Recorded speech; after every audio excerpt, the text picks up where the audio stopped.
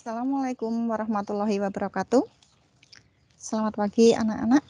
Semangat dan semangat terus ya. Kita mau belajar mengenai KD yang kedua di pertemuan kita kali ini. Kita mau membahas mengenai interaksi spasial antara desa dan kota. Apa sih nanti yang mau kita pelajari di sini? Kita mau pelajari mengenai pola keruangan desa, kita belajar mengenai pola keruangan kota, serta interaksi antara desa dan kota. Pada materi kali ini, nanti setelah kalian mempelajari, diharapkan kalian bisa menganalisa, kalian bisa menjelaskan, dan kalian pun bisa mencirikan suatu wilayah disebut dengan nama wilayah desa maupun wilayah kota. Untuk itu, kita saksikan dulu penayangan video yang berikut ini.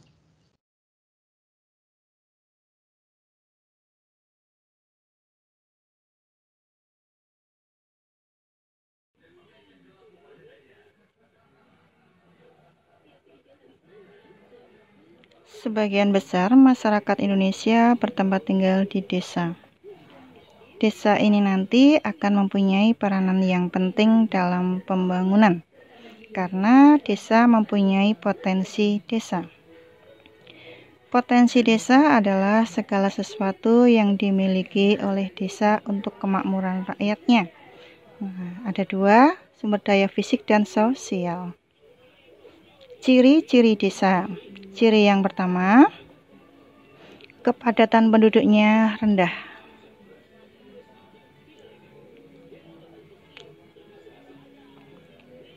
Kemudian, ciri yang selanjutnya, sebagian besar masyarakatnya bermata pencarian sebagai agraris atau petani.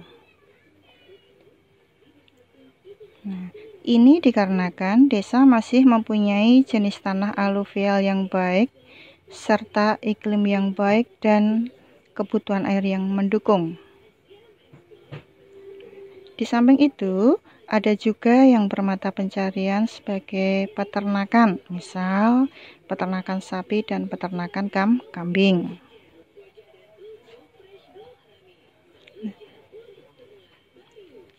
Desa yang mempunyai iklim sejuk dan tanah andosol yang baik, sebagian besar nanti akan bekerja di bidang perkebunan. Di antaranya adalah perkebunan sayuran. Nah, salah satu jenis sayuran yang sering kita jumpai misalnya ada kobis dan wortel. Untuk buah-buahan juga ada yang biasanya kalau jenis ini akan tumbuh di daerah yang berketinggian lebih dari 500 meter di atas permukaan laut. Untuk jenis tanaman bunga-bungaan, biasanya akan kita jumpai di desa-desa yang ada di daerah pegunungan.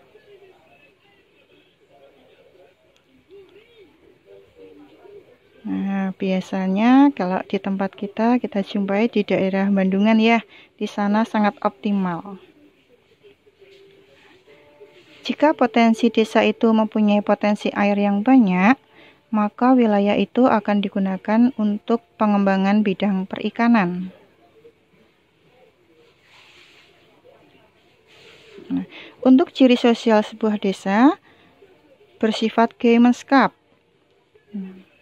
Di sini nilai kekerabatannya tinggi antar warga dengan adanya aktivitas gotong royong. Sekarang kita lihat fenomena sebuah kota.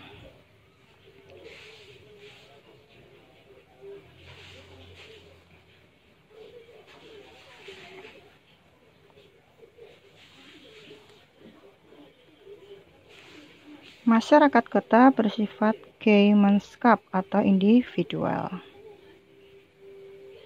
Ciri yang pertama, angka kepadatan penduduknya tinggi karena mempunyai daya tarik tersendiri dalam berurbanisasi, sehingga akan menjadikan terjadinya slum area. Nah, ciri yang lain, 1. Biasanya sebagai pusat pemerintahan, bisa provinsi, kabupaten.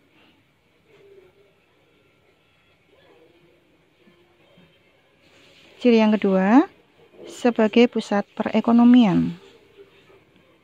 Nah, banyak dijumpai bank, pusat perbelanjaan, atau mall. Ciri yang ketiga, pusat perhubungan. Banyak dijumpai stasiun, terminal. Ciri yang keempat, pusat kegiatan. Nah, misal adanya rumah sakit besar. Ciri yang kelima adalah sebagai pusat pendidikan. Nah, itu tadi adalah ciri-ciri sebuah desa dan sebuah kota.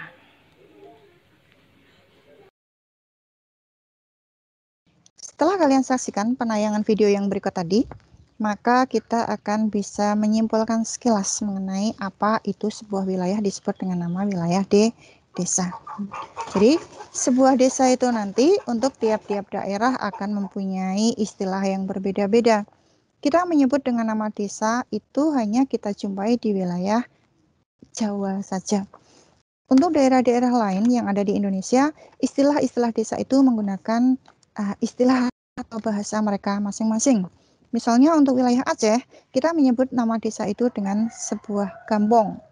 Nah, untuk wilayah Bali misalnya, kita menyebut nama desa itu dengan nama sebuah banjar. Dari tayangan video itu tadi, kita juga bisa mengamati yang pertama tadi sudah dibahas mengenai potensi sebuah desa. Potensi itu apa toh?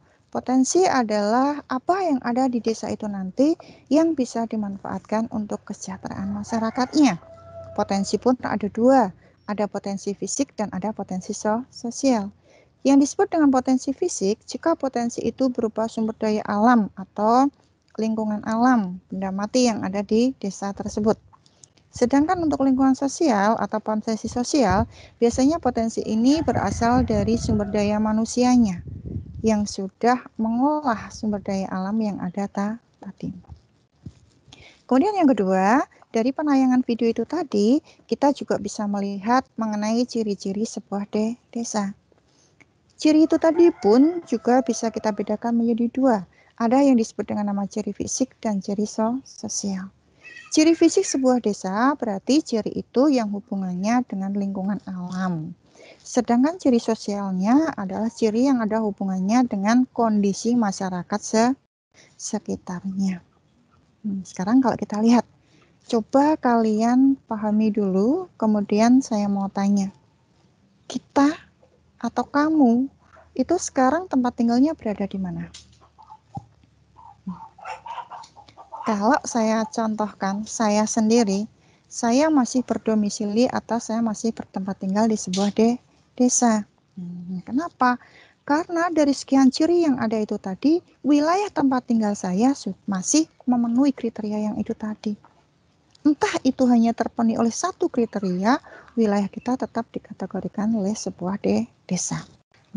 Mungkin kalian juga yang yang berada di sini juga kebanyakan atau mayoritas masih hidup di wilayah sebuah desa.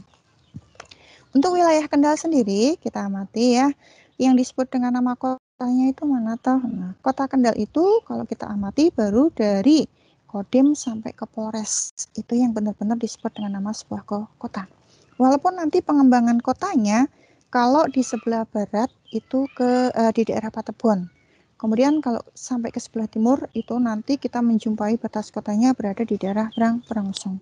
Tapi sampai sekarang yang disebut dengan kota Kendal itu baru daerah dari Kodim sampai ke wilayah Polres. Jadi wilayah sekitarnya entah di sebelah kanannya atau di sebelah barat atau di sebelah kiri daripada daerah tersebut, berarti masih terkategori dengan yang namanya sebuah wilayah desa.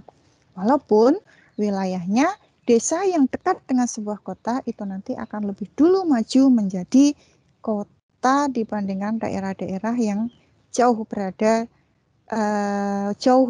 atau jauh di belakang kota Kendal tersebut. Kita tidak usah malu atau kita tidak usah istilahnya minder karena kita berada atau bertempat tinggal di sebuah desa. Yang namanya desa itu bukan berarti semua ketertinggalan ada di daerah situ, tidak. Atau istilahnya desa itu pasti orangnya katrok. Itu juga tidak. Sekarang yang namanya teknologi semuanya hampir sudah masuk ke wilayah desa. Cuma memang jika diamati ruangan atau ciri-ciri wilayah kita memang kategorinya adalah sebuah desa. Desa lama-lama nanti kalau dia maju, dia juga baru akan bisa berubah menjadi sebuah kota. Nah, jadi adanya sebuah kota itu juga berawal dari adanya sebuah desa. Nah, untuk kita yang masih tinggal di desa, kita berupaya supaya desa yang kita tempat tinggali ini semakin maju dan semakin baik. Sehingga nanti lambat laun akan menjadi yang namanya sebuah kota juga. Untuk berikutnya, kita mau belajar mengenai potensi sudah, kemudian karakteristik atau ciri-ciri sebuah desa juga sudah. Nah, klasifikasi. Kalau kita amati, desa-desa itu pasti akan terklasifikasikan berdasarkan kriteria tertentu. Tergantung kita pengkriteriannya itu dari apa. Yang pertama kita ambil contoh, desa yang kriterianya berdasarkan pada yang namanya mata pencaharian. Desa berdasarkan mata pencahariannya terklasifikasikan menjadi satu, ada yang disebut dengan nama desa agraris. Jika masyarakat yang ada di dalamnya mayoritas bermata pencaharian sebagai petani. Kemudian yang kedua, ada yang disebut dengan nama desa nelayan.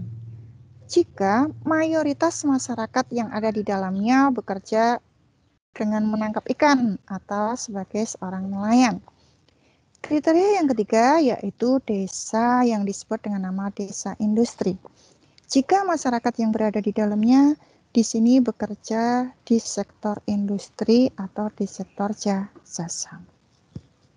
Kemudian klasifikasi yang kedua adalah klasifikasi desa yang berdasarkan pada tahapan perkembangan masyarakatnya.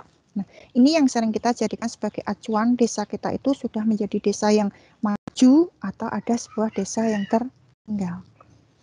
Berdasarkan perkembangan masyarakatnya, kita nanti akan mengenal ada sebuah desa yang disebut dengan nama desa swadaya. Ada yang disebut dengan nama desa swakarya atau desa transisi, dan ada yang disebut dengan nama desa swasembada.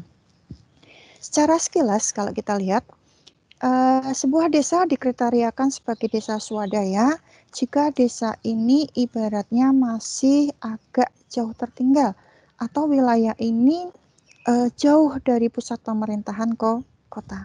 Dan di desa ini biasanya adat tradisi masih dipegang teguh. Di sana biasanya adat-adat yang yang masih turun-temurun itu oleh masyarakat sekitar masih tetap dipegang. Bahkan kemungkinan kalau kita mau berubah itu sulit.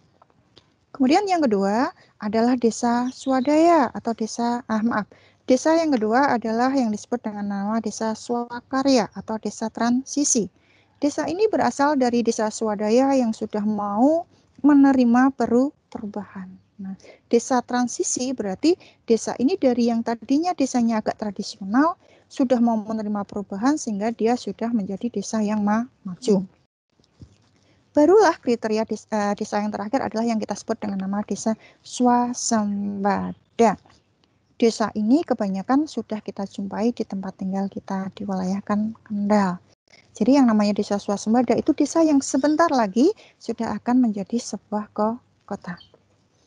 Untuk ciri-ciri lebih lengkapnya mengenai desa swadaya, desa swakarya, dan desa swasembada, itu nanti coba kalian browsing dulu atau coba kalian cari dulu dari sumber-sumber yang lain supaya kalian lebih jelas materinya. Nah, dan supaya kalian nanti di rumah untuk untuk pembelajaran lebih lanjut, selain kalian mencari mengenai ciri-ciri desa itu tadi, coba kalian gambarkan mengenai pola keruangan desa untuk PR ya.